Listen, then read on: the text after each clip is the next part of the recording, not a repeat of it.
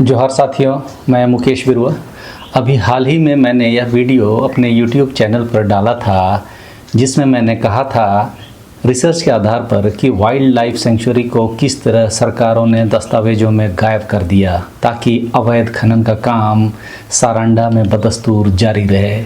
इसी कड़ी में यह रिपोर्ट अब आई है, जिसमें कह रहा है कि सारंडा वन्यजीव अभयारण्य क्षेत्र में 4 बिलियन टन लौह अयस्क भंडार है। यह पहली बात नहीं है कि यहाँ पर लौह अयस्क का भंडार अभी जाके लोगों को पता चला है। यह जानकारी पहले से सरकारों के पास रही है और उसी को लूटने के लिए देश के कानून को शिथिल किया जा रहा है और जो मौजूद हैं उन्हें दस्तावेजों से गायब किया जा रहा है। आप इसके हेडिंग पर भी ध्यान दें, जो कह रहा है कि सारंडा वन क्षेत्र में वाइल्ड लाइफ सेंचुरी की घोषणा से खनन कार्य पर संकट आ गया है। इससे खान विभाग की चिंता बढ़ गई है। इसे लेकर राज्य सरकार ने एक्सपर्ट कमेटी बनाई है और खान विभाग द्वारा इसका डेटा तैयार किया जा रहा है। इससे स्पष्ट हो रहा है कि सरकार खनन को बचाने में लगी हुई है, ना कि सारंडा और उसके वन्य जीवन को। 5 जून को ही हम लोगों ने विश्व पर्यावरण दिवस मनाया था। विभिन्न सामाजिक संगठन जो किसी न किसी कॉरपोरेट फंड के लाभार्थी हैं, वे लोग विश्व पर्यावरण दिवस को दिखावटी पर्यावरण दिवस के रूप में जम के मनाया। उसके कुछ दिन बाद ही यह खबर आई कि सारंडा को खनन के लिए तबाह किया जाना है। किसी सामाजिक संगठन का इस पर कोई प्रतिक्रिया नहीं आना यह स्पष्ट करता है कि विश्व पर्यावरण दिवस में जो भी लोग हल्ला कर रहे थे, वे कॉरपोरेट हित के लिए और कॉरपोरेट फंड से लेकर काम कर रहे हैं। वास्तविकता यही है कि पर्यावरण को फ़ायदा तभी होगा जब मौजूद जंगलों को बचाया जाए, ना कि नए पेड़ लगाने का ढोंग किया जाए। जंगल की पारिस्थितिकी तंत्र में ही पेड़ पौधे भी पर्यावरण को बचा सकते हैं, यह हकीकत है। वन विभाग की स्थिति तो हमने कोल्हान में देखी ही है, जो जंगलों को साफ करके वृक्षारोपण करती है और वैसे पेड़ों को लगाती है जो इस क्षेत्र के लिए नए हैं या इस जलवायु में सूट ही नहीं करते हैं। वैसे पेड़ों को लगाकर अपनी खाना पूर्ति तो कर रही है, लेकिन जिस जैव विविधता के लिए सारंडा फेमस है, उसको ना लगाने से सारंडा की जैव विविधता भी खत्म हो रही है और जंगल भी समाप्त हो रहे हैं। जंगल को बचाने मात्र से पर्यावरण शुद्ध रह सकता है और यहाँ की जैव विविधता और विभिन्न जीव जंतु सकुशल रह सकते हैं। झारखंड के पश्चिमी सिंहभूम के सारंडा वन क्षेत्र में वन्य जीव अभयारण्य यानी कि वाइल्ड लाइफ सेंचुरी की घोषणा सुप्रीम कोर्ट के आदेश पर 23 जुलाई तक करनी है, लेकिन खान विभाग इसे लेकर परेशान है। वजह है कि इस सेंचुरी के दायरे में घाटकुड़ी, अंकुआ, करमपदा माइंस जैसे बहुत सारे लौह अयस्क खदान आ रहे हैं, जिसका रिजर्व करीब 4 बिलियन टन है। इसका मतलब है कि अगर सेंचुरी की घोषणा होती है तो यहाँ से लौह अयस्क समेत कई अन्य खनिजों का खनन पूरी तरह से प्रतिबंधित हो जाएगा। हालांकि राज्य सरकार ने इस मामले में सुझाव देने के लिए एक उच्च स्तरीय एक्सपर्ट कमेटी बनाई है। विभाग के अधिकारियों के अनुसार चाईबासा में लौह अयस्क का अभी 4 बिलियन टन रिजर्व है। साथ ही आने वाले 20-30 सालों में इन खदानों से लगभग 25 लाख करोड़ रुपए के लौह अयस्क निकलेंगे, जिससे राज्य सरकार को भी करीब 5 लाख करोड़ रुपए रॉयल्टी प्राप्त हो सकता है।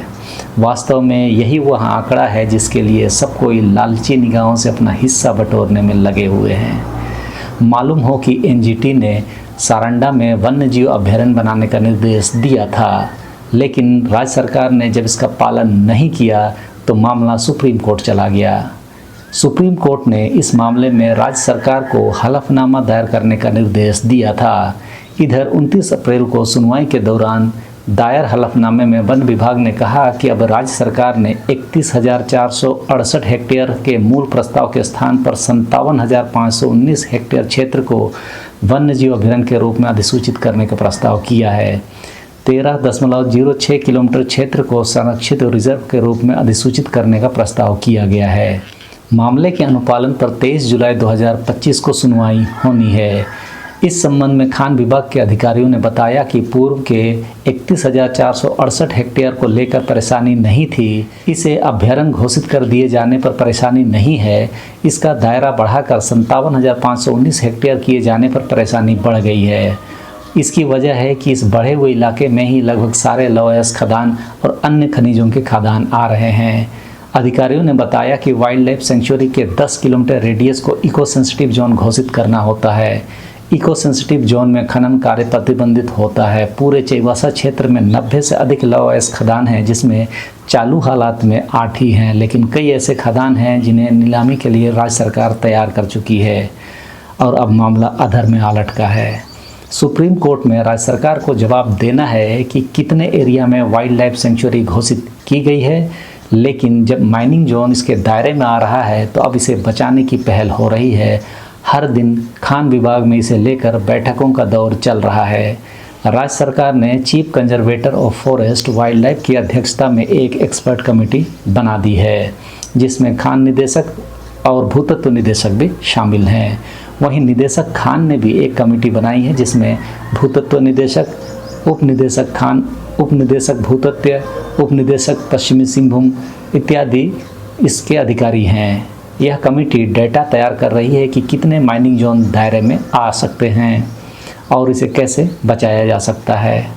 इस बीच हम यह खबर देखकर भी अनुमान लगा सकते हैं कि किस तरह सरकार ही वन भूमि को सफाया करने में लगी हुई है। यह खबर राजस्थान की है, जहां पिछले 3 सालों में सरकार की अनुमति से ही 59,882 हेक्टेयर वन भूमि को साफ किया जा चुका है। यह आंकड़ा संकेत के लिए मैंने एक राज्य का बताया, या पूरे देश में हो रहा है। इसका सीधा मतलब है कि हमारे शासक लोग बिजनेसमैन हैं, उनका सामाजिक हितों से कोई मतलब नहीं है, उन्हें सिर्फ अपने फ़ायदे से मतलब है। इसीलिए प्राकृतिक संसाधनों को दोहन करने के लिए कानूनों को शिथिल किया जा रहा है, तो कई कानून का बाईपास खड़ा किया जा रहा है। हम सभी को यह गंभीरता से समझना होगा कि इस पृथ्वी पर अगर आगे भी जीवन को चलाते रहना है तो प्रकृति के स्वास्थ्य के साथ छेड़छाड़ बंद करना होगा। आदिवासियों के प्राकृतिक जीवन के साथ छेड़छाड़ बंद करना होगा। तो इस वीडियो में इस समय के लिए इतना ही। सबों को धन्यवाद। जोहार।